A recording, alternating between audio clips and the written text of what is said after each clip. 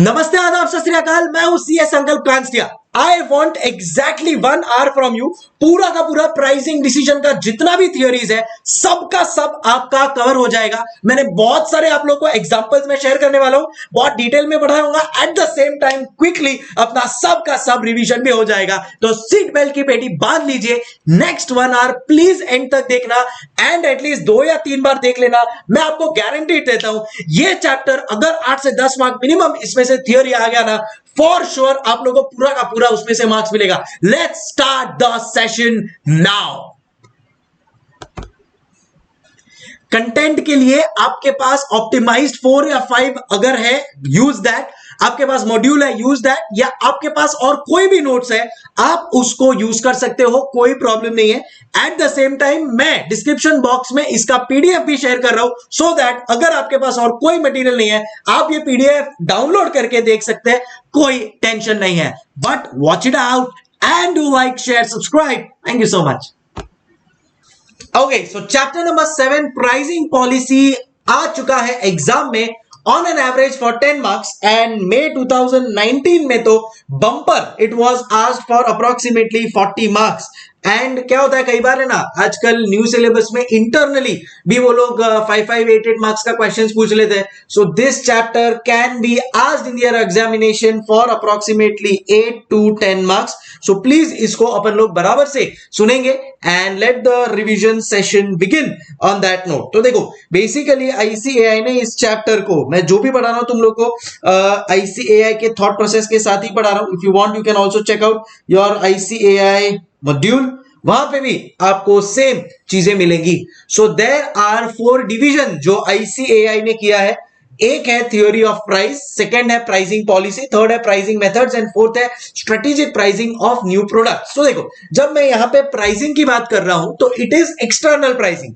Chapter number 9 जो अपना transfer pricing है, उसमें अपन लोग किसकी बात करते हैं, प्राइसिंग की बात करते हैं। बट वो होता है मेरा इंटरनल, जब मैं मेरे इंटरनल डिपार्टमेंट को ट्रांसफर करता हूं, that is my transfer pricing. यहां पे मैं किसकी बात कर रहा हूं, एक्सटर्नल प्राइसिंग के लिए। तो एक्सटर्नल प्राइसिंग के लिए किस प्रकार के मार्केट्स होते हैं वो जानना जरूरी है। तो सबसे पहली चीज जो अपन समझेंगे वो है pricing under different market structures. एक बार वो समझ में आ गया अपने को, उसके बाद में कि मैं मेरा जो प्रोडक्ट है उसको मैं कैसे कस्टमाइज कर सकता हूं। कस्टमाइज करने के बाद कि मार्केट में उसका इलास्टिसिटी इन टर्म्स ऑफ कितना जो मेरा कंज्यूमर है वो कितना सेंसिटिव है प्राइसिंग को लेकर, वो चीज पढ़ेंगे अपन लोग। प्राइस एडजस्टमेंट, कभी कभी डिस्काउंट देना पड़ता है, कभी कभी एक्स्ट्रा कुछ बेनिफिट देना पड़ता है, तो वो एडजस्टमेंट कैसे करेंगे, वो आ जाता है पूरा प्राइसिंग पॉलिसी के अंदर। फिर है मेरा pricing methods. Pricing methods is a general thing. तो अगर से फॉर एग्जांपल मैं पेन को मैन्युफैक्चर कर रहा हूं, मोबाइल मैन्युफैक्चर कर रहा हूं, तो मैं कैसे उसका प्राइसिंग करूंगा। So it can B competition based, कि भाई अगर मार्केट में उस प्रोडक्ट को रिलेटेड बहुत सारा कंपटीशन है तो देन इन दैट केस कैसे उसको प्राइस होगा, कॉस्ट बेस्ड, वैल्यू बेस्ड। सो ये सब चीजें अपन लोग प्राइसिंग मेथड में करने वाले हैं। एंड लास्ट है strategic pricing of new products. तो ये टोटली न्यू इंट्रोडक्शन है and very very interesting. So these are the 4 things जो अपने को ध्यान में रखनी है। देखो, अब एससीएमपी के रिक्वायरमेंट्स कुछ और है। आईसीएआई एक्सपेक्ट करता है आपको कि आप सब टेक्निकल वर्ड्स ध्यान में रखो। इसके लिए मैं जब ये रिवीजन भी करवाऊंगा तो मैं ट्राई करवाऊंगा कि आप लोग को चीजें लर्न भी करवा दूं, so that it goes with the flow. तो यहां पे अपने को 4 चीजें ध्यान में रखनी है। इंस्टीट्यूट ने प्राइसिंग पॉलिसी को, प्राइसिंग स्ट्रैटेजी, ये जो चैप्टर है उसको 4 पार्ट में डिवाइड किया है। First is theory of price, second is pricing policy, third is pricing methods and fourth is strategic pricing of new products। उसमें जो theory of price है उसका जो पहला एस्पेक्ट अपन पढ़ने वाले हैं that is pricing under different market structures। जब अपन पूरा का पूरा ये चैप्टर रिवाइज कर चुके होंगे तो वापस से इस प्रीव्यू के ऊपर आएंगे, so that we are clear with all that we have studied. चलिए आइए अब पढ़ते हैं pricing under different market structures. तो 4 मार्केट स्ट्रक्चर्स इकोनॉमिक्स में भी अपन ने पढ़े एंड अभी सीए फाइनल में भी अपन यही पढ़ने वाले हैं। पहला है परफेक्ट कंपटीशन, दूसरा है मोनोपोली, तीसरा है मोनोपोलिस्ट एंड चौथा है ओलिगोपोली। फर्स्ट जो परफेक्ट कंपटीशन है, इसमें demand and sales both are at equilibrium. इसका मतलब large number of buyers and large number of sellers. कोई भी प्रोडक्ट जहां पे आपको लगता है कि लार्ज नंबर ऑफ बायर्स है, लार्ज नंबर ऑफ सेलर्स है, इसका मतलब वो है perfectly competitive market. The best example can be your shirt. तो शर्ट्स खरीदने आप जाओ तो कितने सारे बायर्स हैं और कितने सारे सेलर्स हैं। मैंने यहां पे एक एग्जांपल लिया है, जैसा आप देख सकते हो, फोटोकॉपी से फॉर एग्जांपल आप अपने बुक का कोई फोटोकॉपी कराने जा रहे हो या जेरॉक्स जिसको आप बोलते हो वो करवाने जा रहे हो, that is also part of your perfect competition.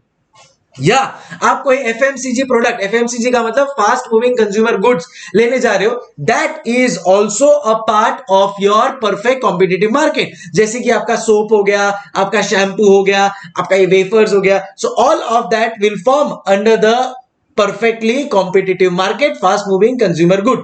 तो चलो अभी फोटोकॉपी का एग्जांपल लेके इसके जो फीचर्स है फटाफट उसको समझते हैं। मोनोपोली मार्केट के 4 फीचर यहां पे मैंने लिखे हैं। सबसे पहले होमोजीनियस प्रोडक्ट। होमोजीनियस का मतलब होता है same, the product is almost same. से फॉर एग्जांपल मैं पेन लेने को जा रहा हूं, देन इन दैट केस आपको सबको पता है कि 10 रुपए का जो पेन मिलने वाला है that is almost going to be same everywhere.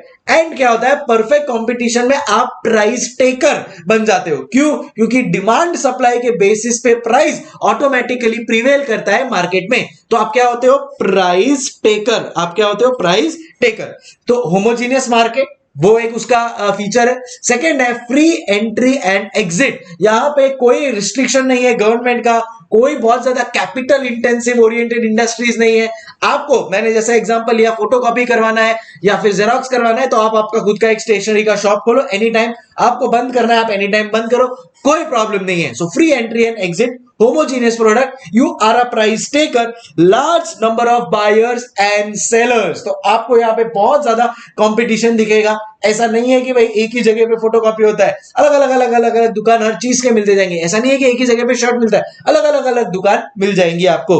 And perfect knowledge of prices, the buyer and the seller both are aware of the prices. इसके लिए अननेसेसरी यहां पे प्राइस होल्डिंग कभी नहीं होगा। सो this is about your perfectly competitive market. Second है आपका monopoly market. Monopoly market मतलब आप यूनिक प्रोडक्ट बेच रहे हैं, आपके जैसा प्रोडक्ट और कोई भी नहीं बेचता है। जैसे कि विंडोज की अगर मैं बात करता हूं तो विंडोज का जो पावर पॉइंट, एक्सेल, वर्ड है, ऐसा प्रोडक्ट पूरे दुनिया में कहीं पे भी नहीं है। तो विंडोज का क्या है, मोनोपोली है। या अगर मैं बात करूं Google as a search engine, so Google जितना रिफाइंड सर्च इंजन पूरे वर्ल्ड में कहीं पे भी किसी के पास भी नहीं है। या इंडियन कॉन्टेक्स्ट में बात करूं तो Indian railways is a best example of monopoly. क्या और कोई रेलवेज का चीज चालू कर सकता है क्या? The answer is no. So this is where you create a unique product and market में आपके जैसा कोई भी नहीं है, इसलिए you become the price maker. इसके लिए यहां पे मैं क्या लिख लूंगा, you are becoming the price maker. You have full control over supply, because देखो क्या होता है, मोनोपोली मार्केट में तो आप खुद एक इंडिविजुअल सेलर हो। सो यू विल डिसाइड कि आपको कितना प्रोडक्शन करना है, कितना मार्केट में सप्लाई करना है, all of that. No close substitute, ना गूगल का, ना विंडोज का, ना इंडियन रेलवेज का, कोई सब्सटीट्यूट नहीं है। You are the price maker and there are barriers to entry. Barriers to entry कैसे?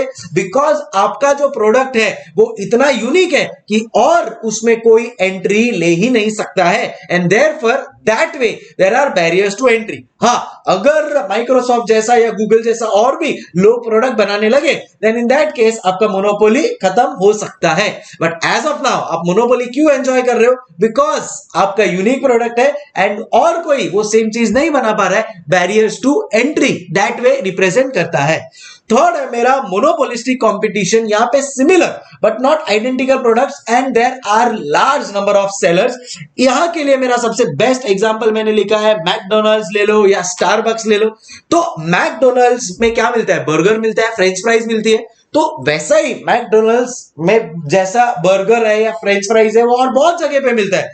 But yes there can be a uniqueness. Say for example Starbucks में आप जाते हो तो मिलना तो कॉफी है, बट उनका जो एम्बियंस है, उनका जो वो कप के ऊपर नाम लिखने का तरीका है, या उनका जो कॉफी का जो एक थोड़ा फ्लेवर वो लोग डालते हैं, दैट कैन बी डिफरेंट। समझ रहे हो? सो प्रोडक्ट्स सिमिलर है बट नॉट आइडेंटिकल। मेरे को कॉफी मिलेगा, बरिस्ता में भी मिलेगा, कैफे कॉफी डे में भी मिलेगा, बट स्टारबक्स जैसा कॉफी ना मिले. So products are similar but not identical. So यहाँ पे large number of firms, so यहाँ पे large number of people are there who are selling the same product. Product differentiation है. स्टारबक्स का coffee अलग है, बरिस्ता का कॉफी अलग है, कैफे कॉफी डे का कॉफी अलग है, मैकडोनल्ड्स का जो बर्गर है वो अलग है, और से बर्गर किंग का जो बर्गर का style and all of that is different. Heavy expenditure on advertisement and other selling cost. अपन लोग सब लोग ने देखा है कि ये सब कंपनीज कितना ह्यूज लेवल ऑफ स्पेंडिंग करती है specially on advertisement and all of that. ठीक है, सो यहाँ पे प्राइस मेकर प्राइस टेकर कौन होगा? It will be a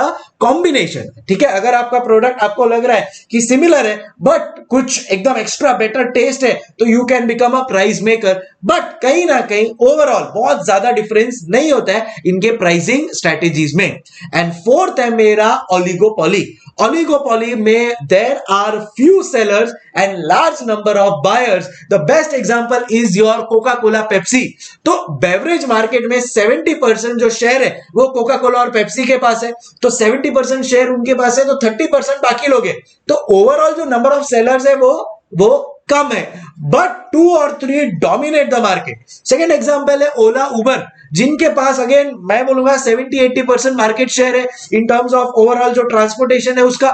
so major market share इनके पास है, बाकी सेलर्स भी है, बट ओवरऑल 2-3 लोग हैं जो इसको डोमिनेट करते हैं. थर्ड एग्जांपल मैं ले लूंगा अमेजॉन, फ्लिपकार्ट, और भी ई कॉमर्स प्लेटफॉर्म्स है, बट मेरा जो सबसे बेस्ट है वो जो 2-3 है वो कौन है? Amazon, Flipkart. This is what oligopoly is. 2-3 लोग मार्केट को डोमिनेट करते हैं, that is oligopoly. Similar product ही सेल कर रहे हैं, so ओला भी आपको उधर ही लेके जाएगा, उबर भी आपको उधर ही लेके जाएगा, बट मेजर मार्केट किसके पास है? 2-3 लोगों के पास है. Entry and exit barriers can be there because of huge competition. So इतना हाई लेवल का कंपटीशन है कि आज की तारीख में अगर मेरे को अमेजॉन, फ्लिपकार्ट खुद का चालू करना है, it will become very difficult. या फिर मेरे को खुद का कोई बेवरेज जैसे कोक या पेप्सी चालू करना है, it will become very difficult. So that means entry and exit barriers है.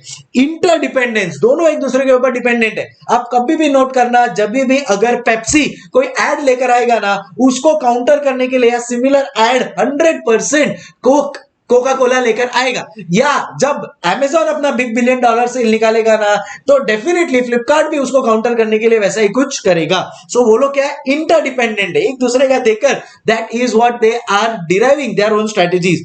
Few sellers as I said and competitive advertising होता है उनका. So this is about your 4 markets. I hope clear हो गया हो आप लोगों को. So pricing under different markets, 4 तरह के मार्केट. Everybody with me. सबसे पहला perfectly competitive, monopoly, monopolistic, oligopoly. Perfectly competitive में आप क्या बनते हो? आप बनते हो प्राइस टेकर. एग्जांपल अपन लोग ले लेंगे फोटोस्टेट या जेरोक्स वाला, तो या FMCG, fast moving consumer goods. उसके अंदर फीचर्स क्या होगा? You are the price taker. So सब जगह जेरोक्स वाले का सेम प्राइस होता है, ₹1 पर पेज. हाँ, थोड़ा बहुत 19-20 उसमें आप कर सकते हो, आपके पास थोड़ा ज्यादा बल्क में अगर जेरोक्स करवाना है तो थोड़ा प्राइसिंग हो सकता है. So let's keep that in mind. Price taker हो आप. होमोजीनियस प्रोडक्ट्स मतलब जेरोक्स तो सेम ही होने वाला है. फ्री एंट्री एंड एग्जिट, जिसको आना है आओ, जाना है जाओ. Large number of buyers and sellers and full product knowledge of full price knowledge of the product. So ये हो गया मेरा परफेक्ट कंपटीशन. सेकंड है मेरा monopoly.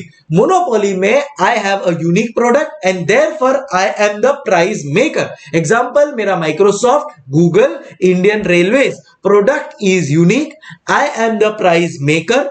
Full control over supply. Entry अगर किसी को करना है तो थोड़े बैरियर्स है, and there is no close substitute of Google, Microsoft और इंडियन रेलवेज. तो ये कैरेक्टरिस्टिक हो गए मोनोपोली के. थर्ड है मेरा monopolistic. Similar but not identical products. Example में अपन लोग ने लिया है fast food joints like McDonald's या स्टारबक्स. तो लार्ज नंबर ऑफ फर्म्स है, बहुत सारी फर्म्स है जो कॉफी या बर्गर्स प्रोवाइड करती है, बट प्रोडक्ट इंटरनली डिफरेंशिएटेड है. फिर heavy expenditure and on advertisement and other selling cost. If you ask me, then in that case mobile phone आज की तारीख में इंडिया में is falling under this monopolistic competition arena. And last है मेरा oligopoly, जहां पे 2-3 firms majorly dominate करती है. तो there are few number of sellers. Example के लिए अपना है Amazon, Flipkart, Ola, Uber, Coke, Pepsi, few number of sellers. Interdependency है इनका इनके प्रोडक्ट प्राइसिंग में, एंट्री एंड एग्जिट बैरियर्स है, एंड कॉम्पिटिटिव एडवर्टाइजिंग से ये कैरेक्टराइज होता है. सो आई होप ये चारों जो मेरे मार्केट्स है इनका प्राइसिंग या इनके जो फीचर्स है we are absolutely clear. And please, if you want, you can take a pic or you can write it down. या आपके पास optimized है, then no need to worry at all. फटाफट अभी आप लोग भी वीडियो पॉज कर दो, जो भी मैंने बोला है फटाफट उसको रिवाइज कर लो and let's move on.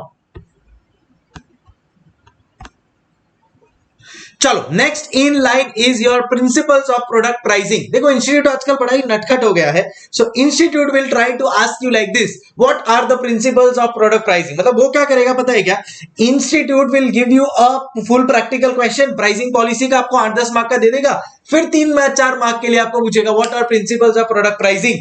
So now we will have to recollect कि प्रिंसिपल्स ऑफ प्रोडक्ट प्राइसिंग में 2 पार्ट आते हैं. एक आता है प्राइस कस्टमाइजेशन, दूसरा आता है price sensitivity. What is price customization, उसके लिए इंस्टीट्यूट ने यहां पे अपने को 4 डायरेक्शन दिया है कि आप आपका जो प्राइस है उसको कस्टमाइज कर सकते हैं अपने प्रोडक्ट के प्राइस को.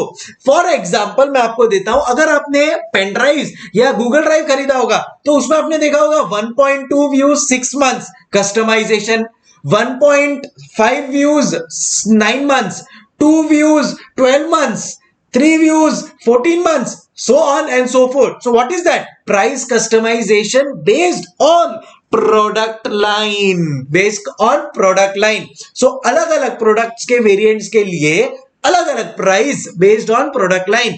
Mobile phone is the best example. Second example mobile phone का कि अगर मेरे में 32 GB का कार्ड है, 64 GB का कार्ड है, अभी मैंने आईफोन लिया तो 256 GB का लिया तो उसका प्राइसिंग अलग था. सेम उसमें सेम मोबाइल फोन 128 GB का अलग था. कैमरा स्पेसिफिकेशंस कभी कभी अलग होता है. सो बेस्ड ऑन प्रोडक्ट लाइन आप प्राइस को कस्टमाइज कर सकते हो. 2 एग्जांपल याद रखने हैं, पेन ड्राइव और दूसरा मोबाइल फोन का जो स्टोरेज कैपेसिटी है. Second is based on customer past behaviour. इसमें मैं आपको बोलता हूं कि DMart is the winner. DMart ने क्या किया बताया गया, उसके जितने भी वेंडर्स है ना, डीमार्ट उन सब को एडवांस में पेमेंट करता है. अब उसकी वजह से क्या हो जाता है, सपोज फॉर एग्जांपल आप डीमार्ट के साथ काम कर रहे हो और आपको डीमार्ट के पास से लाखों रुपए एडवांस में आ गए, तो बट ऑब्वियस है ना, एज अ वेंडर आप क्या करोगे, अपना जो प्राइस है कम कर दोगे. एक तो डीमार्ट बल्क में खरीदने वाला है तो बल्क डिस्काउंट लेगा, दूसरा डीमार्ट आपको एडवांस में पेमेंट कर देगा, तो by default as a vendor आप अपना प्राइसिंग उसके लिए कम कर दोगे. 2 चीज के लिए, एक तो बल्क डिस्काउंट और दूसरा जो उसने इतना पहले से ही आपको एडवांस में पेमेंट कर दिया है. यार आजकल तो पेमेंट मिलना ही बहुत बड़ी बात है. यहां पे अपने को कोई कस्टमर अगर एडवांस में पेमेंट मिल रहा है तो उसका क्रेडिट इतना अच्छा है, then in that case but obvious उसके लिए अपन लोग प्राइस कस्टमाइज करेंगे. समझे क्या? And that is the reason DMart में सब कुछ इतना सस्ता मिलता है, क्योंकि उसको खुद को कॉस्ट इतना कम में मिलता है. So second is customers past behaviour. DMart का पास्ट बिहेवियर इतना अच्छा है दैट उसको वो प्राइस कस्टमाइजेशन बेनिफिट मिल जाता है.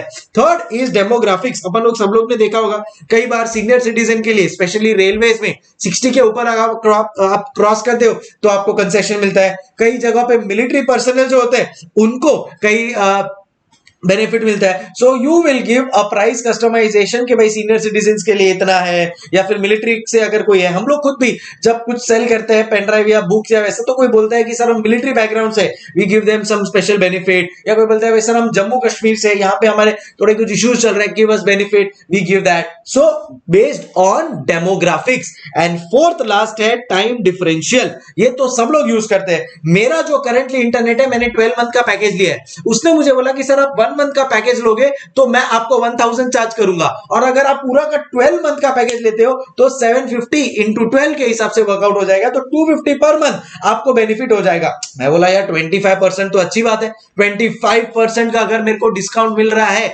टाइम डिफरेंशियल की वजह से, तो मैंने ले लिया। उसको क्या बेनिफिट हुआ, उसको 1 साल के लिए पूरा कस्टमर मिल गया। मेरे को क्या बेनिफिट हुआ, 25% discount. Are you understanding guys? So this is what यार प्राइस कस्टमाइजेशन इज। 4 चीज, एक प्रोडक्ट लाइन, जिसके लिए मैंने बोला था पेन ड्राइव का एग्जांपल याद रखना, या स्मार्टफोन का स्टोरेज कैपेसिटी, कैमरा याद रखना। Second, customer behaviour, DMart, advance में पैसा ले लो और फिर बाद में क्रेडिट देके, आपका क्रेडिट है तो उसको डिस्काउंट दे दो, price customization. Third, demographic, senior citizen, military people. And fourth, time differential, broadband internet connection 6 months, 12 months, 1 month का 500 और 1000, और वही अगर 12 मंथ के ले लिया तो 750 के हिसाब से हो जाता है। So this is about your price customization. I hope we are clear. Okay, second is your price sensitivity.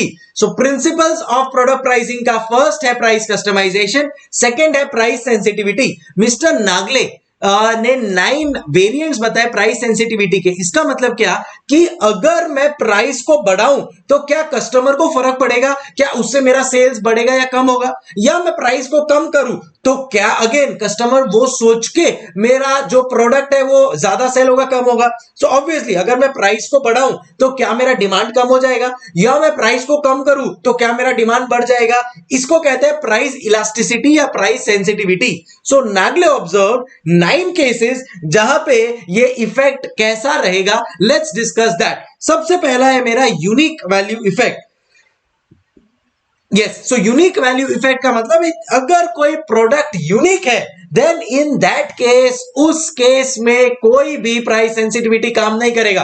For example अगर आपने गुची का बैग लिया है या लुई विटॉन का बैग लिया है तो आपको फिर बाद में फर्क नहीं पड़ता है। गुची का बैग होगा नॉर्मल बैग ही, बट वो बेचेगा आपको 200 रुपए का बैग 20,000 में, बट आपके लिए वो एक यूनिक वैल्यू इफेक्ट है, वो एक वट है आपके लिए, एक सेल्फ एस्टीम है कि देखो मेरे पास गुची का बैग है या मेरे पास लुई विटॉन का बैग है। Are you understanding? तो यूनिक वैल्यू इफेक्ट के केसेस में price sensitivity is very low.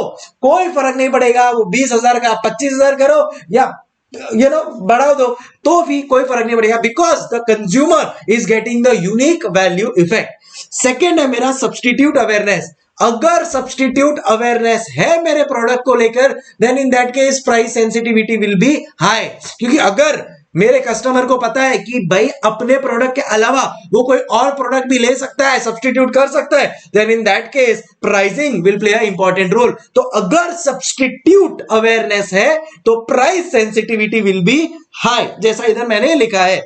Third, difficult comparison. अगर आपका प्रोडक्ट ऐसा है जिसको आप बहुत मुश्किल से किसी के साथ कंपेयर नहीं कर सकते, फॉर एग्जांपल अगर आपने मेरा कॉस्टिंग लिया है तो आप मेरे कॉस्टिंग को किसी और के साथ कंपेयर नहीं कर सकते, दैट बिकम्स अ प्रोडक्ट जिसका प्राइस सेंसिटिविटी लो हो जाएगा, क्योंकि बहुत डिफिकल्ट है ये प्रोडक्ट को कंपेयर करना, डिफिकल्ट है। Then in that case price से कोई फर्क नहीं पड़ेगा। स्टारबक्स का coffee is a prime example. Starbucks का जो कॉफी है ना वो किसी और के साथ कंपेरेबल नहीं है, सो डिफिकल्ट कंपैरिजन, तो उसका प्राइस ज्यादा भी होता है तो फिर भी अपने को फर्क नहीं पड़ता है। We are price sensitivity is low. So third, fourth, shared cost effect. Now यहां पे क्या होता है, फॉर एग्जांपल मेरे को रेंट लेना है, अभी अगर बॉम्बे में अगर एक 1 बेडरूम हॉल किचन का जगह मेरे को रेंट पे लेना है ना तो 20,000 रुपीज लगेगा ऑन एन एवरेज। अब अगर उसमें कोई और 2 जन मेरे साथ आ गए तो वो लोग क्या करेंगे, हम लोग शेयर कर लेंगे उसको, तो जो 20,000 मेरे को अकेले देना था अब वो 20,000 के जगह पे मेरे को तो खाली 7,000 ही पे करना पड़ेगा, तो वो क्या हो जाता है, मेरा रेंट जो है शेयर हो गया। अब अगर शेयर हो गया देन इन दैट केस 7-8 हजार रुपए में फर्क नहीं पड़ेगा। मतलब अगर मेरा वो जो रेंट है वो 20,000, अगर मैं अकेला था 20,000 रेंट पे कर रहा था और उसकी जगह पे वो 21,000 मांगता मेरा जो लैंडलॉर्ड है, देन इन दैट केस मेरे को बहुत ज्यादा प्राइस सेंसिटिविटी लगता है। मेरे को लगता है अरे यार कहां मैं अकेला 20,000 का 21,000 भरूंगा, बट वही अगर 3 जन में डिवाइड हो जाता है तो 20,000 का 21,000 भी होगा ना, मुझे कोई फर्क नहीं पड़ेगा। तो अगर मेरा जो कॉस्ट है वो किसी के साथ शेयर हो रहा है तो price sensitivity will be low and vice versa. Next is and benefit. ये जो वेडिंग वाले हैं ना इसका बहुत बेनिफिट उठाते हैं। समझो मेरा वेडिंग हो रहा है और वेडिंग के लिए अगर मेरे को कोई बहुत अच्छा कुछ end benefit, see wedding is about memories, क्योंकि लाइफ में एक ही बार आपका वेडिंग होने वाला है। तो अगर मेरे को कोई बोलता है कि सर आप ये हमारा फोटो शूट करवाइए, आपकी ये मेमोरी जिंदगी भर रहेगी, तो उसके लिए अगर मेरे से कोई एक्स अमाउंट मांगेगा ये बोल के सर वेडिंग जिंदगी भर की मेमोरीज, तो मैं बहुत ज्यादा उसके साथ प्राइस सेंसिटिविटी नहीं रखूंगा। मेरे को लगेगा अरे यार ये तो मेमोरीज है, ये तो मेरे को बहुत अच्छे लेवल पे करना है, मेरे को जिंदगी भर याद रहेगा। सो दैट इज वेयर क्या बोलते हैं उसको, एंड बेनिफिट क्या है, मेरे को end benefit of that pre wedding photoshoot is very high. So therefore मेरा in this case price sensitivity automatically low हो जाएगा, मेरे को फर्क नहीं पड़ेगा फिर प्राइस के ऊपर। आप जब चार्टर्ड अकाउंटेंट बनोगे तो आपका कॉन्वोकेशन करेगा इंस्टीट्यूट, तो वहां पे से फॉर एग्जांपल आपको एक कोई ब्लेजर सूट खरीदना है, तो आप बहुत ज्यादा सोचेंगे नहीं, आपको लगेगा अरे यार मैं चार्टर्ड अकाउंटेंट बन गया हूं, मेरा कॉन्वोकेशन होने वाला है, once in a lifetime thing है ये कॉन्वोकेशन। तो सो आप 5,000 6,000 कोई ऊपर नीचे अगर 1,000 रुपए का भी होगा तो फर्क नहीं पड़ेगा। तो एंड बेनिफिट अगर बहुत हाई है then in that case price sensitivity low हो जाएगा। So low okay. Total expenditure, अगर आप एक आर्टिकल क्लर्क है और आपको कोई बोले कि आपको लैपटॉप खरीदना है, देन इन दैट केस आप देखेंगे कि भाई कहीं 2,000 रुपए कम में मिल रहा है क्या, या 1,000 रुपए कम में मिल रहा है क्या, तो मैं वो वाला लैपटॉप लूंगा। क्यों? क्योंकि आप आर्टिकल क्लर्क है, तो ओवरऑल जो लैपटॉप आप खरीदेंगे उसका जो टोटल एक्सपेंडिचर है ना वो बहुत बड़ा है आपके लिए। आप महीने का 5,000 रुपए कमाते हैं, सो साल का 60,000, उसमें अगर आपको 30,000 का लैपटॉप खरीदना है तो आपकी जिंदगी का मतलब आपके पूरे साल का 50% आपको पेमेंट करना पड़ेगा। तो टोटल एक्सपेंडिचर के कंपैरिजन में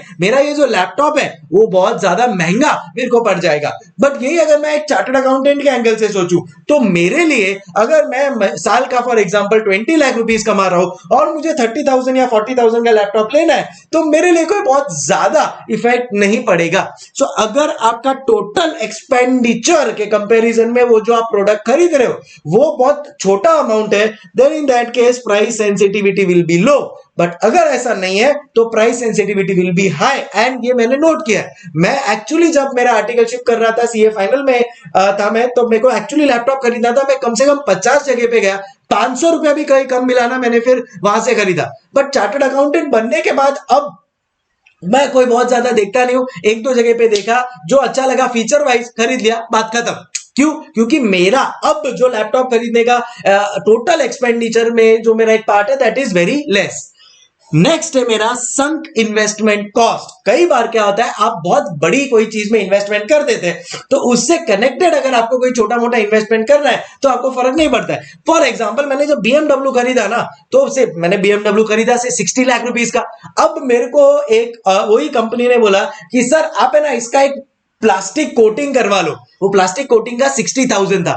अब आप अगर देखोगे 60 लाख के सामने 60,000 तो कुछ भी नहीं है। अब इंडिविजुअली 60,000 बड़ा है, बट उनको पता है कि बंदे ने 60 लाख रुपीस का कार खरीदा है, तो उसके सामने तो वो 60,000 मिनिस्क्यूल लगेगा उसको। सो यहां पे वो संक इन्वेस्टमेंट कॉस्ट को बहुत बोलते हैं ना, उसको वो लोग ये करते हैं, फोकस करते हैं उसके ऊपर, एंड इन दैट केस मेरा प्राइस सेंसिटिविटी क्या हो जाता है, लो हो जाता है। यहां से फॉर एग्जांपल मैंने 10 लाख का कार लिया और अगर कोई बोलता है 5,000 का अच्छा सीट कवर लगा देना, मेरे को फर्क नहीं पड़ेगा, क्योंकि 10 लाख के कार के सामने 5,000 का सीट कवर का कोई बहुत ज्यादा इंपैक्ट है। अभी अंडरस्टैंडिंग? तो अगर मैंने कोई बहुत बड़ा इन्वेस्टमेंट कर दिया है तो वो तो गया, वो तो संक हो गया मेरा।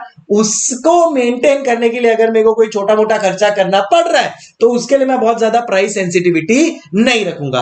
Then there is price quality.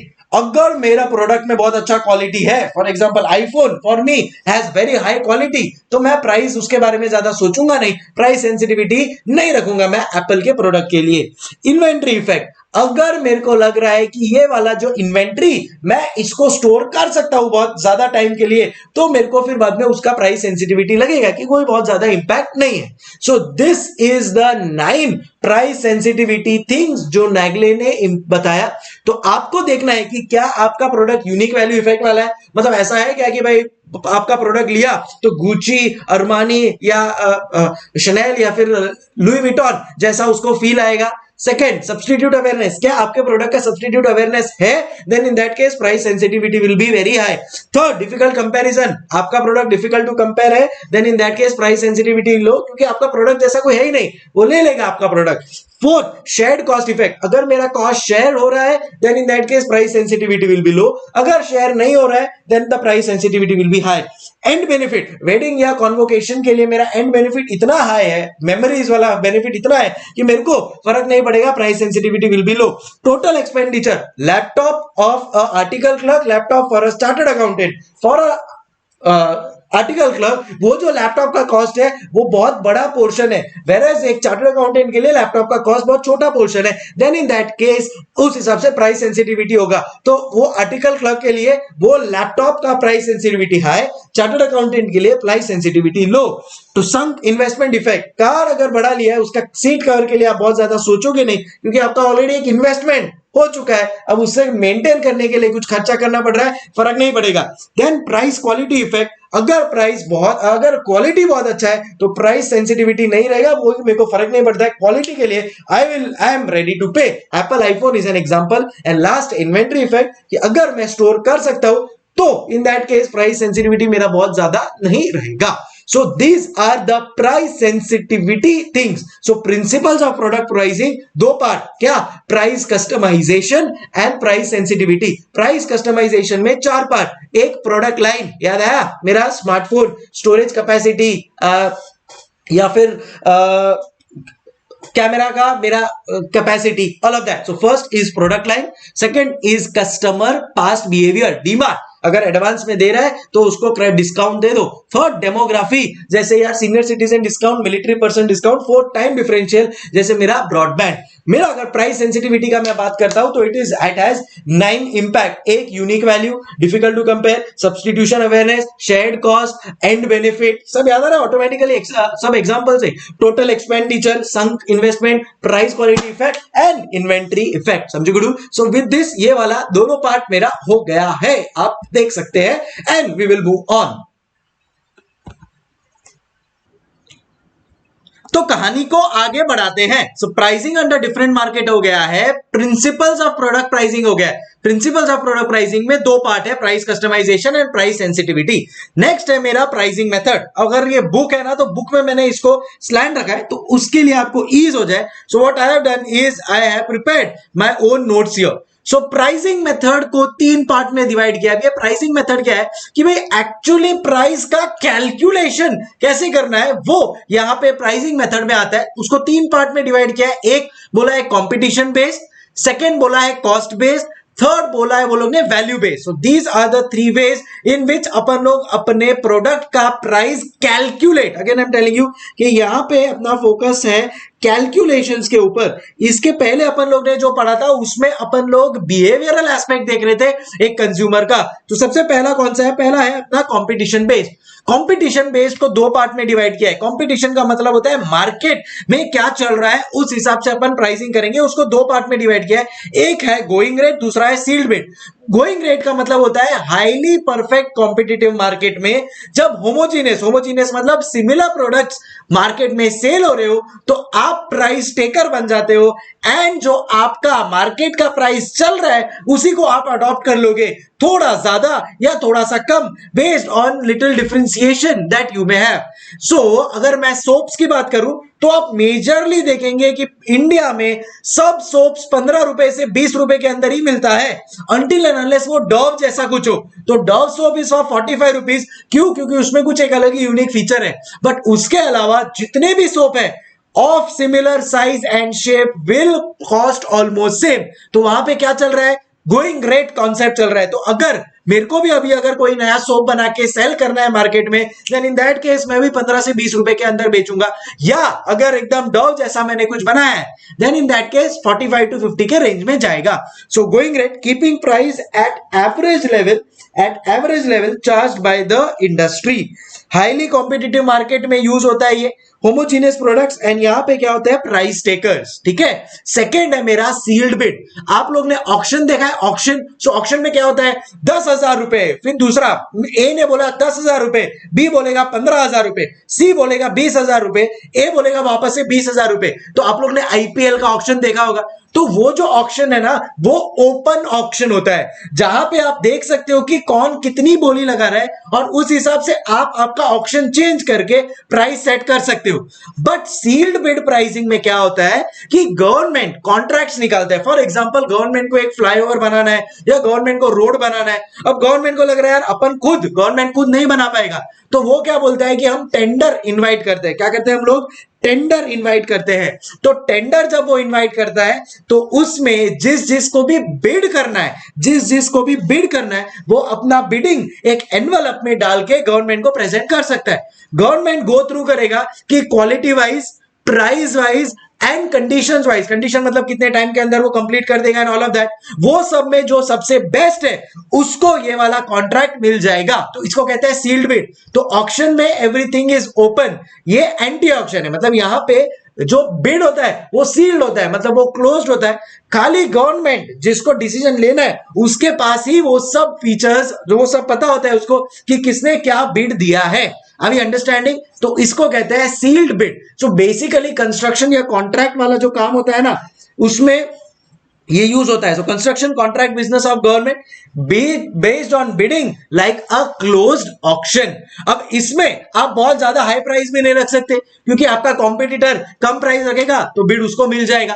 Quality पे आप कॉम्प्रोमाइज नहीं कर सकते, टाइम ड्यूरेशन आपको एकदम सही रखना पड़ेगा so that you get the project. तो वो सब चीजों को ध्यान में रख के आपको आपका बिडिंग, आपका प्राइसिंग प्रेजेंट करना है। यूजुअली सील्ड बिड प्राइसिंग में क्या होता है, आपको ना गवर्नमेंट का कॉन्ट्रैक्ट चाहिए। अभी जैसे फॉर एग्जांपल बॉम्बे में ना मेट्रो बन रहा है, तो से फॉर एग्जांपल एक स्टेशन का मेरे को कॉन्ट्रैक्ट चाहिए। गवर्नमेंट ने हर एक स्टेशन का कॉन्ट्रैक्ट अलग अलग डीलर्स को दिया है, तो एक स्टेशन का मेरे को कॉन्ट्रैक्ट दिया, मैं प्राइस सील्ड भी रखूंगा 10 करोड़, कोई रखेगा 12 करोड़, कोई रखेगा 9 करोड़। सो आपको आपका प्राइसिंग बहुत ही कॉम्पिटिटिव रखना है। सो यूजुअली सील्ड बिड में क्या होता है, आपका जो कॉस्ट आ रहा है ना आप उससे बहुत ही मिनिमल मार्जिन रखते हो and then you close the deal. तो आप ऐसा नहीं है कि आप लॉस में करोगे, you will recover all the cost, तो वो आपको कैलकुलेट करना है। मार्जिन एक बहुत कम रखना है, बहुत ज्यादा हाई नहीं रख सकते क्योंकि कंपटीशन बहुत है यहाँ पे, एंड फिर आप गवर्नमेंट को प्रेजेंट करोगे। So based on bidding like closed auction, construction contract business of government जिसको अपन टेंडर प्राइसिंग भी कहते हैं, bid with lower price, favourable condition, best quality, उसको बिड मिल जाएगा। That is called as competition based pricing, जिसको दो पार्ट में डिवाइड किया, going rate and sealed bid. आगे बढ़ते हैं cost based. This is very easy, ये हार्डकोर अपना कैलकुलेशन है। तो भाई सबसे पहला है कि आप फुल कॉस्ट बेसिस पे ले लो, तो इसका मतलब क्या है कि टोटल कॉस्ट जो भी है वो कैलकुलेट करो, वेरिएबल कॉस्ट, फिक्स्ड कॉस्ट, जितना भी आपका टोटल कॉस्ट आ रहा है उस हिसाब से प्राइसिंग कर दो। या फिर कभी कभी आप वेरिएबल कॉस्ट के बेसिस पे भी करते हो, एंड कभी कभी if required then you will charge a lump sum. तो यहां पे आप वेरिएबल कॉस्ट, फिक्स्ड कॉस्ट और एक प्रॉफिट अमाउंट ऐड करके लंप सम अमाउंट चार्ज कर सकते हो। So these are the 3 methods for cost based pricing, full cost, variable cost या lump sum. Third, one of the most important aspect is your value based pricing. अब value based pricing में दो major concepts अपने को समझना है, एक true economic value और परसीव्ड वैल्यू। तो सर ये क्या होता है? तो देखो, कोई भी आदमी जब प्रोडक्ट बनाता है, फॉर एग्जांपल अगर मैं ये पेन बना रहा हूं या कोई आदमी अगर एक मोबाइल फोन बना रहा है, देन इन दैट केस वो चेक करेगा सबसे पहले कि उसका कॉस्ट कितना है। से फॉर एग्जांपल ये शर्ट का मैं एग्जांपल लेता हूं, ये शर्ट समझो बनाया है कॉस्ट 250 का, ठीक है। तो जिसने भी बनाया 250 का, उसने इसके ऊपर से 500 रुपीज का मार्जिन रख के मेरे को इसने सेल किया 750। तो मेरे को कितने में पड़ा? ये 750 रुपीज में पड़ा।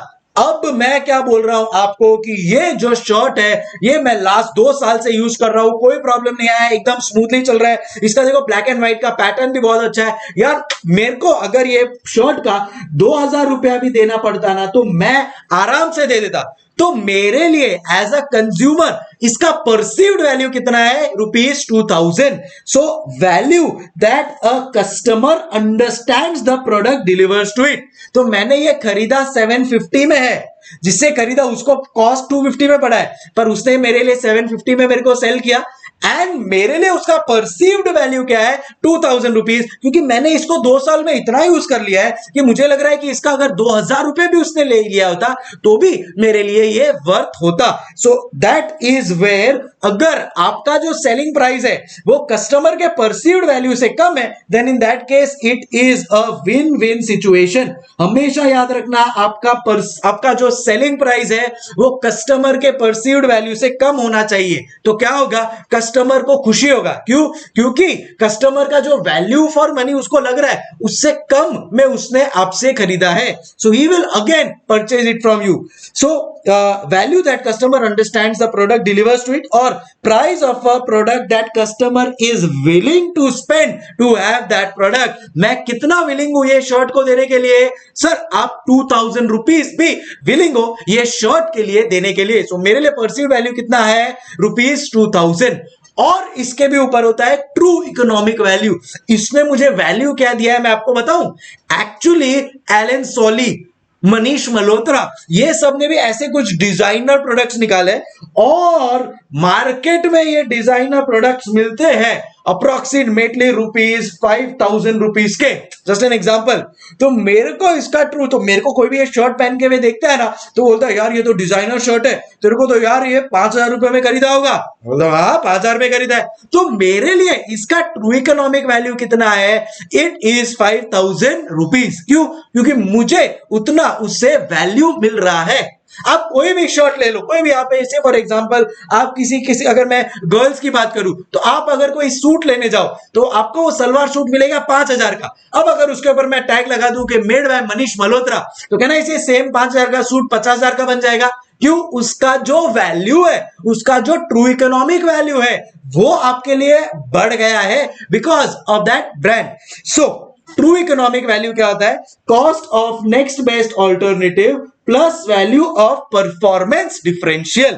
सो ये उसका फॉर्मूला है, हमेशा याद रखना. तो भाई मेरे को यहां पे इसका ट्रू इकोनॉमिक वैल्यू क्या है, मैं बोलूंगा कि भाई मेरे को ये सेम शर्ट अगर मैं किसी ब्रांडेड, किसी बहुत बड़े नामचीन ब्रांड के पास से लेने को जाता तो ऑब्वियसली महंगा पड़ता. वो मेरे लिए kind of true economic value बन जाएगा. सो हमेशा याद रखना, समझो आप कोई प्रोडक्ट सेल कर रहे हो तो उसका ट्रू इकोनॉमिक वैल्यू फाइंड करना है तो find out what is the cost of next best alternative. तो नेक्स्ट बेस्ट ऑल्टरनेटिव का प्राइस देखो प्लस उसमें ऐड करो कि और क्या बेनिफिट मिल रहा है. वहां से अपने को it can be addition, it can be subtraction, and that is where you will get the true economic value. So जैसा मैंने आपको बोला, मनीष मल्होत्रा, सब्यसाची, ये सब का नाम आ गया तो ऑटोमेटिकली वैल्यू बढ़ जाता है. सीए हरीश साल्वे, वो भी एक चार्टर्ड अकाउंटेंट है, आप भी एक चार्टर्ड अकाउंटेंट है, बट ये सीए हरीश साल्वे 1 घंटे का 2 लाख रुपया चार्ज करता है, आप शायद 1 घंटे का 2000 चार्ज करते हो. क्यों? बिकॉज आपका true economic value is way higher. So in terms of formula अगर आपको कैलकुलेट करना है तो ट्रू इकोनॉमिक वैल्यू कैसे कैलकुलेट करोगे आप?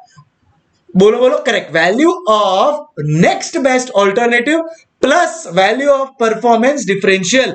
ये परफॉर्मेंस डिफरेंशियल पॉजिटिव भी हो सकता है, नेगेटिव भी हो सकता है. अगर पॉजिटिव है तो ऐड करो, नेगेटिव है तो डिडक्ट करो. ट्रू इकोनॉमिक वैल्यू के ऊपर मेरा एक स्पेसिफिक लेक्चर है, वो भी आप देख सकते हो इन डिटेल वाला, तो आपको और क्लैरिटी आ जाएगा. सो इसी के साथ मेरा वैल्यू बेस्ड वाला सेशन कंप्लीट होता है.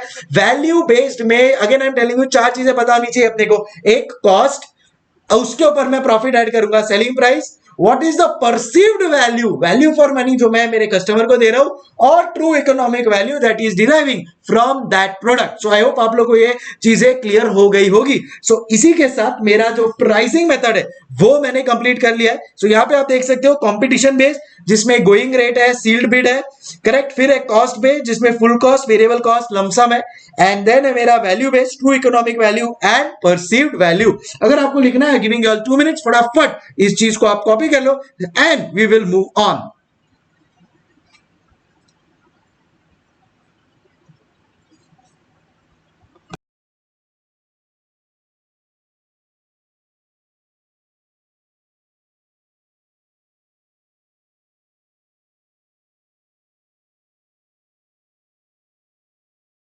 So you can just pause the video, फटाफट you can take a pic and move on.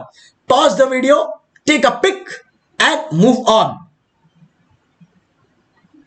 Pause the video, take a pic and move on.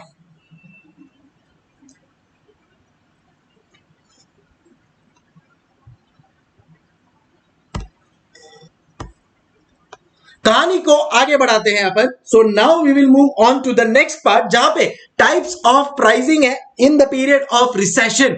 So see recession आता है ना, आप लोग ने आई डोंट नो वेदर देखा है कि नहीं, बट 2008 में I was in CA final and तब हम लोग ने एक्चुअली रिसेशन देखा था यूएस के कॉन्टेक्स्ट में. यूएस में तब बहुत बड़ा रिसेशन आया था.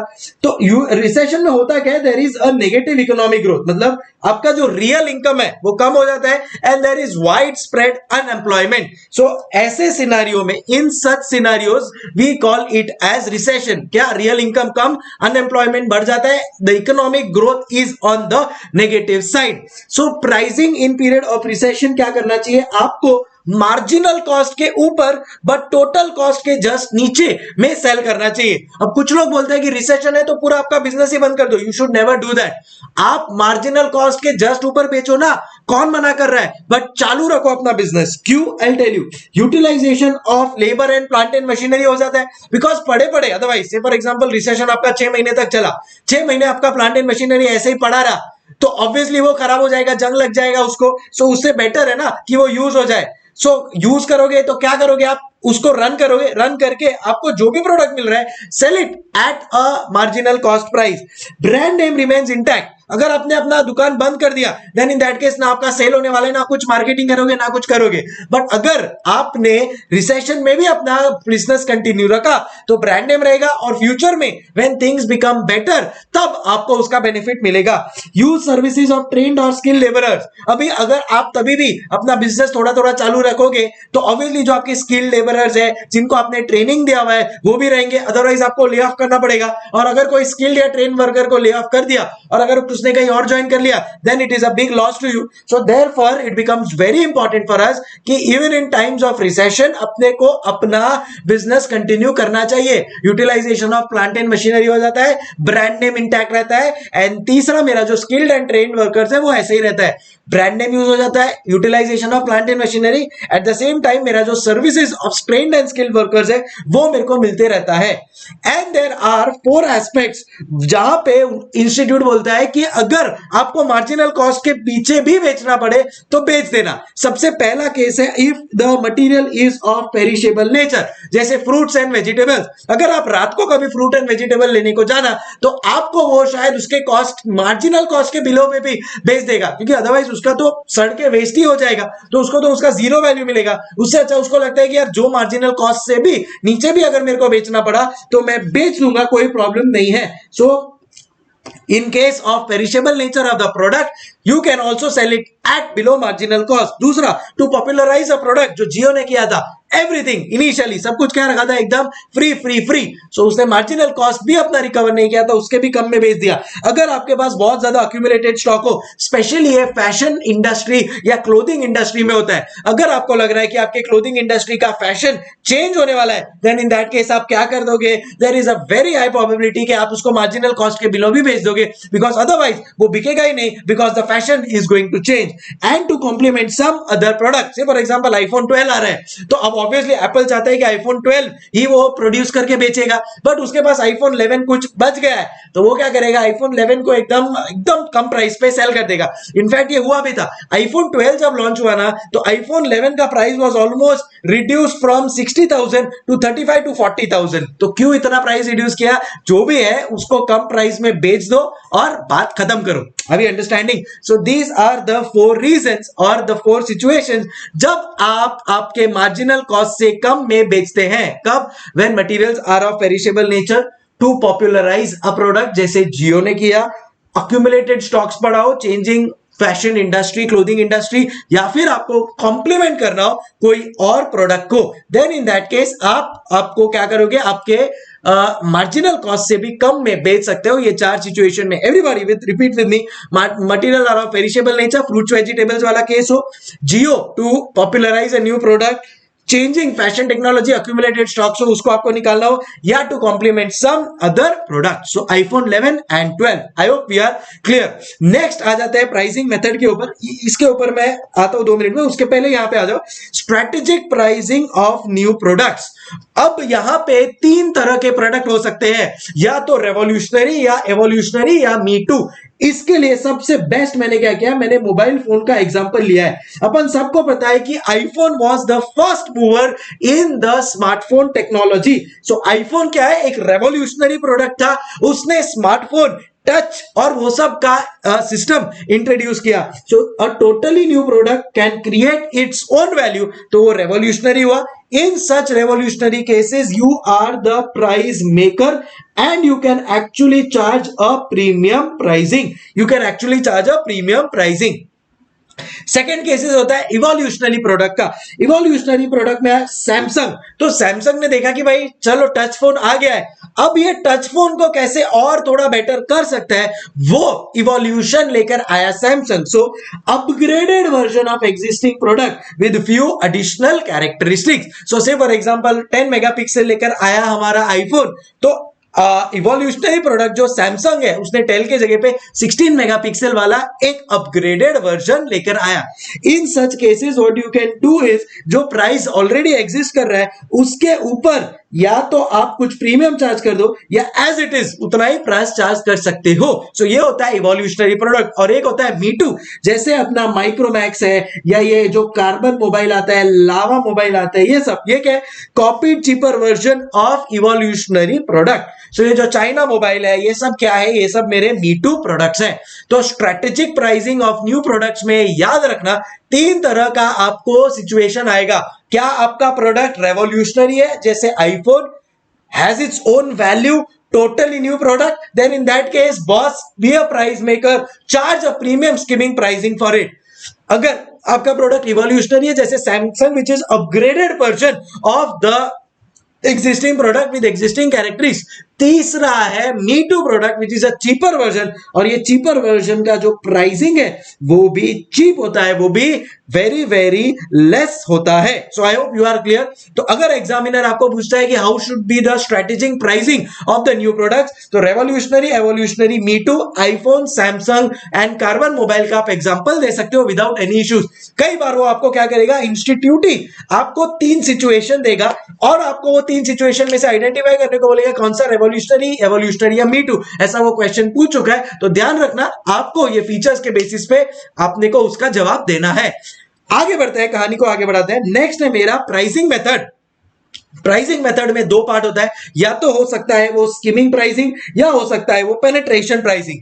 स्कीमिंग प्राइसिंग में क्या होता है, high price in initial stage of product pricing, क्योंकि आपका प्रोडक्ट एकदम यूनिक है, इन इलास्टिक डिमांड है। इन इलास्टिक डिमांड मतलब आपका जो प्रोडक्ट इतना यूनिक है कि आपके प्रोडक्ट के प्राइसिंग के बेसिस पे बहुत ज्यादा आपका डिमांड ऊपर नीचे नहीं होने वाला है। So it is called as inelastic demand, covers the cost of production. So आपने इतना R&D किया है कि आपको लग रहा है कि चलो भाई मेरा यूनिक प्रोडक्ट है तो मैं प्राइस ज्यादा स्किम करके, बोलते ना स्किमिंग द मिल्क, एक्स्ट्रा जो भी बेनिफिट है मैं सब ले लेता हूं, मेरा research and development, cost of production सब मेरा रिकवर हो जाएगा। फॉर एग्जांपल नेटफ्लिक्स का पर मंथ सब्सक्रिप्शन इज 700, जबकि वही मेरा जो दूसरा सब कॉम्पिटिटर्स है वो 700 रुपीज पर ईयर में बेचता है, बट नेटफ्लिक्स अपना सब्सक्रिप्शन एक महीने में बेचता है 700 रुपीज में। क्यों? क्योंकि इसको पता है यूनिकनेस है, इनइलास्टिक डिमांड है उसका, and that's the benefit it is taking.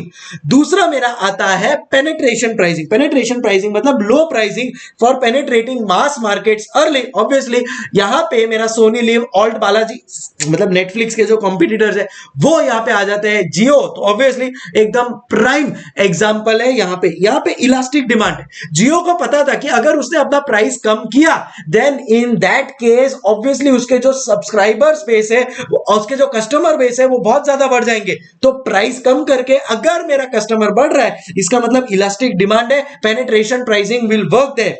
Threat of competition, तो बहुत ज्यादा कॉम्पिटिटिव है अगर आपका वो industry, then obviously penetration pricing से ही आप एंटर कर पाओगे। एंड इजीली अगर आपका सब्स्टिट्यूट अवेलेबल है then penetration pricing is a must. So inelastic demand हो, थ्रेट ऑफ सब्सटीट्यूशन हो, बहुत ज्यादा कॉम्पिटिटिव हो, इजीली सब्सटीट्यूट अवेलेबल हो, then go for penetration pricing, low pricing for penetrating mass markets easily. अब अपन लोग जो पार्ट पे आने वाले that is pricing and product life cycle. तो चलो आओ फटाफट उसके ऊपर आते हैं, आपको 1 मिनट दे रहा हूं, quickly you can just go through this two जो अभी अपना डिस्कस हुआ है।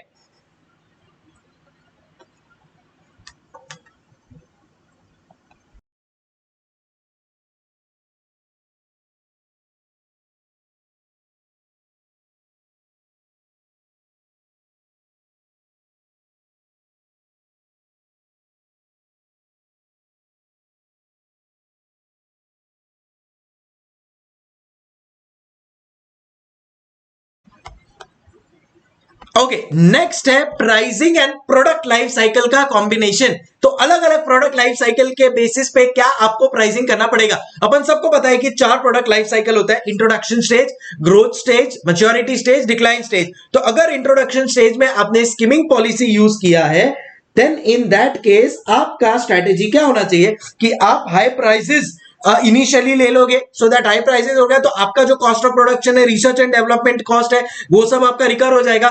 फिर ग्रोथ स्टेज में आप क्या कर सकते हो, थोड़ा सा रिड्यूस कर सकते हो प्राइस, क्योंकि अब कंपटीशन एंटर होना चालू होगा। देखो जैसे ही आईफोन ने स्मार्टफोन बनाया, बाकी सब कंपनीज भी स्मार्टफोन बनाने लगी, तो अब कंपटीशन एंटर चालू हो जाएगा, तो चलो अब थोड़ा सा प्राइस को कम कर दो।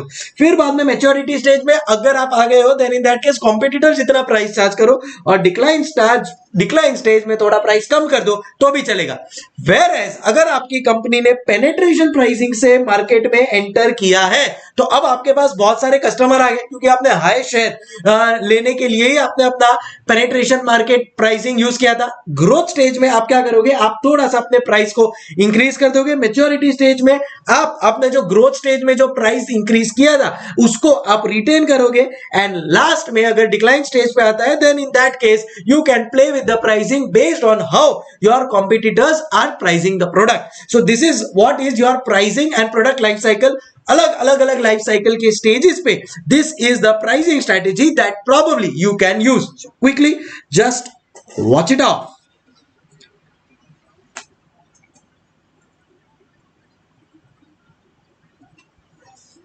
चलते हैं नेक्स्ट चीज के ऊपर, which is your pricing policies.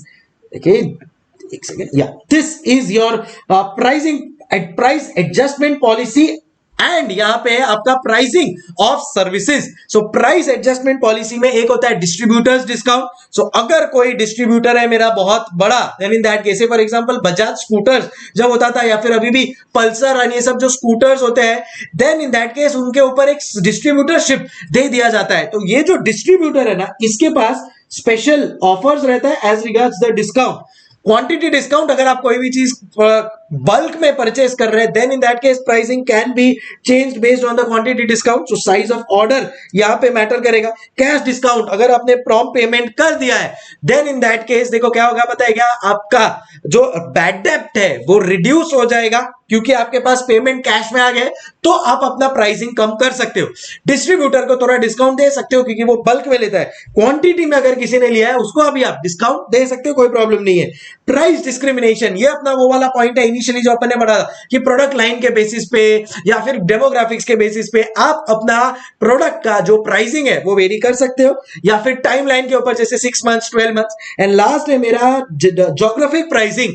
अलग अलग ज्योग्राफीज के बेसिस पे आपका अलग अलग प्राइसिंग हो सकता है। फॉर एग्जांपल पेट्रोल का प्राइसिंग गोवा में it is different, and the same petrol का प्राइसिंग से in Maharashtra Nagpur is very high, क्योंकि मेरा ट्रांसपोर्टेशन कॉस्ट पेट्रोल पहुंचाने के लिए नागपुर में बहुत ज्यादा होता है, वेयर गोवा में बिकॉज पोर्ट के बहुत बाजू में है, तो मेरा जो पेट्रोल का प्राइस है वो एकदम ऑटोमेटिकली कॉस्ट उसका कम होता है, तो उधर प्राइसिंग कम होता है। सो अलग अलग ज्योग्राफीज के हिसाब से अलग अलग मेरा यहाँ पे शिपिंग कॉस्ट लगता है, एंड उस बेसिस पे मेरा प्राइस एडजस्टमेंट अलग होता है। Same is the case with alcohol. Alcohol में गोवा में अल्कोहल प्राइसेस आर कम, वेयरएज वही अल्कोहल का cost in Maharashtra is high. क्यों? क्योंकि उधर टैक्सेस का फर्क है। तो अलग अलग ज्योग्राफीज में बिकॉज अलग अलग टैक्सेस, स्टेट टैक्सेस अलग अलग वे से रिकवर हो रहा है, therefore the pricing can be different. उसको बोलते हैं ज्योग्राफिक प्राइसिंग।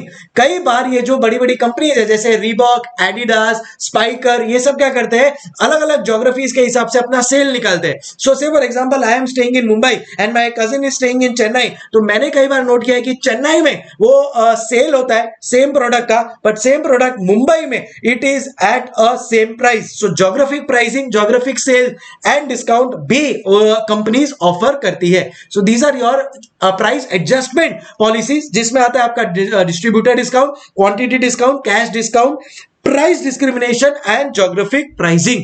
एंड लास्ट जो मेरा एस्पेक्ट है वो है प्राइसिंग ऑफ सर्विसेज। देखो अब एक चार्टर्ड अकाउंटेंट है, लॉयर है, डॉक्टर है, उनका प्राइस कोई फिक्स नहीं होता है कि भाई मेरा स्टैट्यूटरी ऑडिट का 25,000 ही लूंगा, नहीं, इट डिपेंड्स। अगर लिस्टेड कंपनी है then in that case statutory audit का प्राइस अलग होगा, प्राइवेट लिमिटेड कंपनी है तो प्राइस अलग होगा। सेम मेरा स्टैट्यूटरी ऑडिट का अगर मेरा जो प्रोप्राइटर है तो उसका अलग होगा। अभी अंडरस्टैंडिंग? सो डिस्टिंक्ट प्राइसिंग होता है for each customer in case of service oriented industry.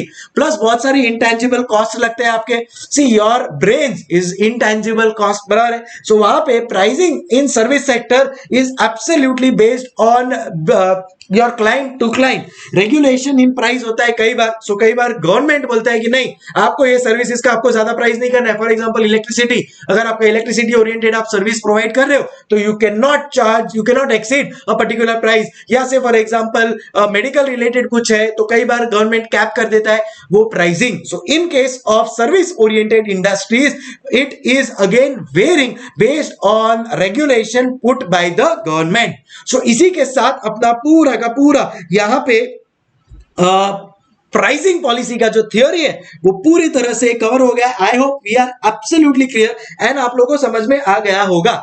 Initially जब मैंने लेक्चर स्टार्ट किया था तो मैंने आप लोग के साथ ये प्रीव्यू डिस्कस किया था और मैंने आपको बोला भी था कि ये सेम जो प्रीव्यू है ना ये इंस्टीट्यूट के मॉड्यूल में भी है। तो ये देखो, ये इंस्टीट्यूट के मॉड्यूल को अगर अपन लोग देखते हैं देन इन दैट केस अपना पूरा का पूरा कॉन्सेप्ट सब कवर हुआ है कि नहीं। एक लास्ट बाकी है वो है प्रॉफिट मैक्सिमाइजेशन मॉडल, फटाफट उसको भी कवर कर लेते हैं। सो प्रॉफिट मैक्सिमाइजेशन मॉडल अपने को बोलता है कि marginal cost is equal to marginal revenue, जहां पे आएगा ना that is the point of highest profit. क्या बोला?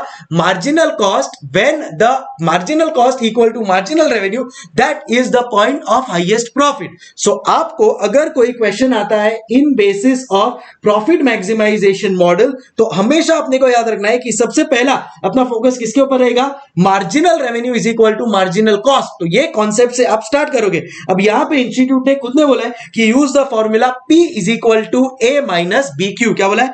P is equal to A minus B Q, where P is equal to price, B is equal to change in price upon change in quantity, Q is equal to quantity demanded and A का मतलब होता है price at which demand is zero. And यहां पे अपने पास और एक equation institute ने दिया है which is MR is equal to P is equal to A minus 2BQ। तो यहां पे आपको एक चीज ध्यान रखना, MR is equal to MC, sorry MR is equal to MC is equal to A minus 2BQ। So आपको जब अगर ये वाला प्राइस मैक्सिमाइजेशन का क्वेश्चन आता है, सपोज आपको प्राइस मैक्सिमाइजेशन के ऊपर क्वेश्चन आता है तो आपको दो फॉर्मूला यूज करना है, P is equal to A minus BQ and दूसरा है MR is equal to A minus 2BQ। ठीक है, अब आपको एग्जाम में पहला फर्स्ट स्टेप क्या करना है? MR is equal to MC लिखना है। MC का मतलब होता है वेरिएबल कॉस्ट। ये वेरिएबल कॉस्ट आपको एग्जाम में दिया होगा तो आपको MC जो एग्जाम में दिया है उससे आपको MR मिल जाएगा क्योंकि profit is maximized where MR is equal to MC। आपको A गिवन होगा, आपको MR से MC से मिल जाएगा तो ये आपके पास गिवन हो गया। आपको 2 नंबर है खाली, B is equal to ratio of change in price upon change in quantity, ये भी चीज आपको गिवन होगी। सो अगर आपके पास पूरे इक्वेशन में सब चीजें गिवन है और खाली एक Q आपको नहीं दिया है तो कैन आई से दैट वो एज अ बैलेंसिंग फिगर मिल जाएगा। ये जो मेरा बैलेंसिंग फिगर है इसको मैं यहां पे सब्स्टिट्यूट कर दूंगा। B मेरे पास अवेलेबल है, A मेरे को यहां पे गिवन है, B भी मेरे पास यहां पे यही वाला गिवन है, A वाला भी गिवन है। A मतलब जब आपका क्वांटिटी डिमांडेड 0 होगा तो क्या प्राइस पे आप सेल करोगे वो आपका A होगा। इससे आपको मिल जाएगा आपका P एंड यही P जो आपका सेलिंग प्राइस है at which profit is going to be maximum. So आपको एग्जाम में क्या कैलकुलेट करना है? P is the selling price at which profit is maximum. P is the selling price at which profit is maximum. उसके लिए आप क्या करोगे? दो फॉर्मूला है, P is equal to A minus BQ, MR is equal to A minus 2BQ. Profit is maximum where MR is equal to MC. इसका detail derivation है, but फिलहाल अपन लोग रिवीजन है, इसके लिए क्विकली इसको यहाँ पे फॉर्मूला ओरिएंटेड वे में कंप्लीट कर रहे हैं. So MR is equal to MC. MC का मतलब होता है marginal cost which is your variable cost. तो आपको वेरिएबल कॉस्ट दिया हुआ है, वो आपका एमआर बन जाएगा. आपको ए दिया हुआ होगा, 2 दिया हुआ होगा, बी दिया हुआ होगा, क्यू बैलेंसिंग फिगर से मिल जाएगा, जो आपको यहाँ पे A P is equal to A minus B Q के फॉर्मूला में सब्सटीट्यूट करना है. बी दिया हुआ है, ए दिया हुआ है, बाय डिफॉल्ट आपको पी मिल जाएगा, and that will represent your profit maximization model. क्या रिप्रेजेंट करेगा आपको? आपका profit maximization model. I hope we are absolutely clear with this as well.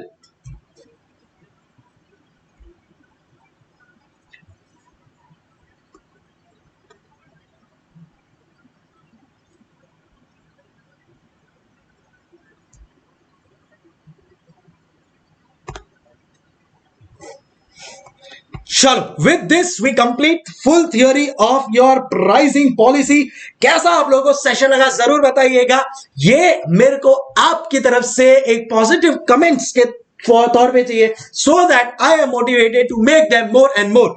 अपन लोग ने प्रीव्यू में, जैसा मैंने आपको बोला, ये प्रीव्यू इंस्टीट्यूट के मॉड्यूल से लिया है. क्या अपन ने इसमें सब कवर किया है? Let's see. So profit maximization model, तो जो अपन लोग ने अभी जस्ट कवर किया था, P is equal to A minus B Q, MR is equal to A minus 2BQ. याद रखना है, एमआर से पहले एमसी से अपन लोग क्यू फाइंड कर लेंगे, क्यू को सब्स्टिट्यूट करके P मिल जाएगा.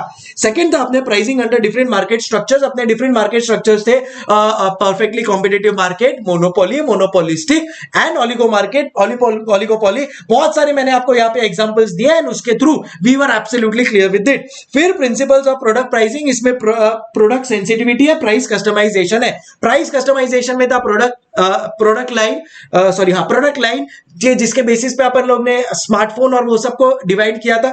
दूसरा था मेरा, फटाफट अपन लोग चेकआउट कर लेते हैं यहाँ पे अपने समरी में. फिर था उसके बाद मेरा कस्टमर पास्ट बिहेवियर, अगर मेरा गुड क्रेडिट है, डिस्काउंट है, यहाँ पे मैंने डीमार्ट का एग्जांपल दिया था. फिर आता है मेरा डेमोग्राफिक, सीनियर सिटीजन, मिलिट्री वालों को बेनिफिट मिलता है. एंड फिर आता है मेरा टाइम डिफरेंशियल. सो वो भी मेरा चीज यहाँ पे एब्सोल्युटली क्लियर है कि भाई अगर मैं ब्रॉडबैंड में 6 मंथ्स, 12 मंथ्स, 1 मंथ लेता हूं, तो उस हिसाब से प्राइस डिफरेंशियल मेरा आते जाएगा.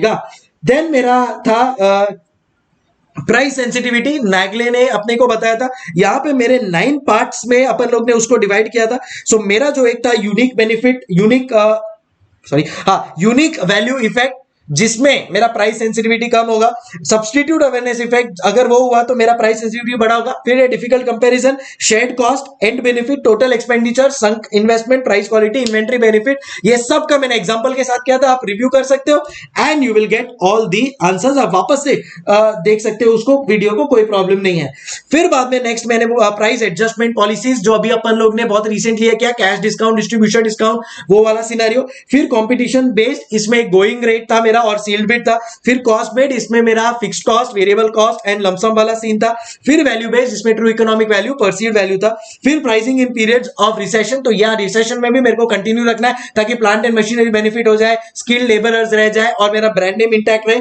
फिर था मेरा प्राइसिंग बिलो मार्जिनल कॉस्ट. तो कई बार मैं मार्जिनल कॉस्ट से कम में भी बेचूंगा, जैसे पेरिशेबल प्रोडक्ट हुआ, या कोई प्रोडक्ट को पॉपुलराइज करना हुआ, जैसे इन केस ऑफ जियो. या फिर फॉर एग्जांपल मेरे को मेरा अक्यूमुलेटेड स्टॉक को रिमूव करना है, जैसे मेरा चेंज इन फैशन या टेक्नोलॉजी हो गया. तो वो सब केसेस में मैं मार्जिनल कॉस्ट से कम में भी बेचूंगा. Pricing in case of service cases, तो अपन लोग ने देखा कि भाई अलग अलग क्लाइंट्स के अलग अलग चार्जेस होंगे, इंटेंजिबल कॉस्ट ऑफ ऐड करोगे और अलग अलग उस हिसाब से प्राइसिंग करोगे. फिर strategic pricing of new products में मेरा था रिवॉल्यूशनरी प्राइसिंग, जो मेरा एकदम टोटली न्यू प्रोडक्ट है. इवोल्यूशनरी प्राइसिंग, जो मेरा एड ऑन प्रोडक्ट है ऑन रिवॉल्यूशनरी. एंड फिर मेरा लास्ट है मी टू प्रोडक्ट प्राइसिंग, जो एक कॉपीड वर्जन है of my evolutionary and revolutionary. और था मेरा स्किमिंग एंड पेनिट्रेशन। अगर मैं इनिशियली बहुत ज्यादा हाई प्राइस चार्ज करता हूं देन स्किमिंग हो गया, और अगर मैं इंटरनली मार्केट एंटर करने के लिए एकदम कम प्राइस रखता हूं तो वो मेरा पेनिट्रेशन प्राइसिंग हो गया। एंड लास्ट था मेरा प्राइसिंग एंड प्रोडक्ट साइकिल, जहां पे मैंने आपको अलग अलग various stages of life cycle में कैसे मेरा स्किमिंग एंड पेनिट्रेशन प्राइसिंग को मेरे को चेंज करना है वो मैंने आपको बताया था। Okay, time to say hasta la vista, guys. I hope you are clear. And with this, I complete this session. I hope you had a great time. Thank you so much, guys. We will be coming with more such sessions very, very soon. Thank you so much. Hasta la vista. Keep smiling.